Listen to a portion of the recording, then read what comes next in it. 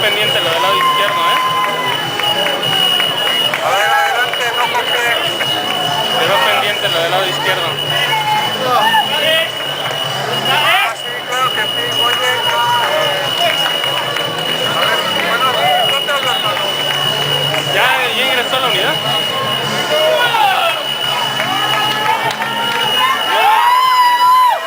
¿Ya ingresó a la unidad de periférico?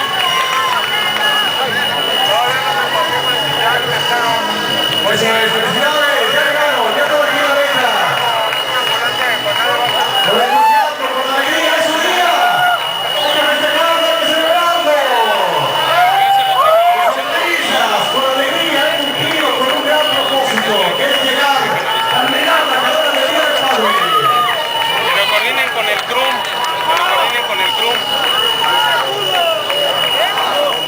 Con el Centro Regulador de Urgencias Médicas.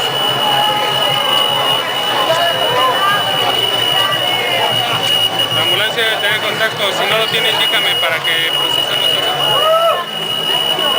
La carrera del Día del Padre, su edición número 30, es presentada por Telcel, Adidas, Corre Mejor, Paramex, Sport City, Martí, porque vivir es un deporte, Sony Botman, Pinto, Midline, y el club de corredores del Bosque de Tlalpan en compañía de Gatorade, Cura, y emoción deportiva. Muchas gracias también a la delegación Tlalpan, a la delegación Coyoacán, a la delegación Xochimilco por todas las facilidades, a los vecinos de Parques del Pedregal, de Ampliación Pedregal, de verdad a los vecinos, muchas gracias por recibirnos como cada año y permitirnos ubicarnos en esta zona. Gracias a los vecinos de Parques del Pedregal y Ampliación Pedregal por su paciencia.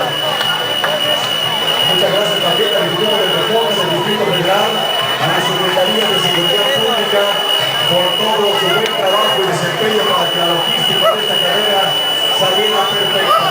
No hay ningún incidente reportado.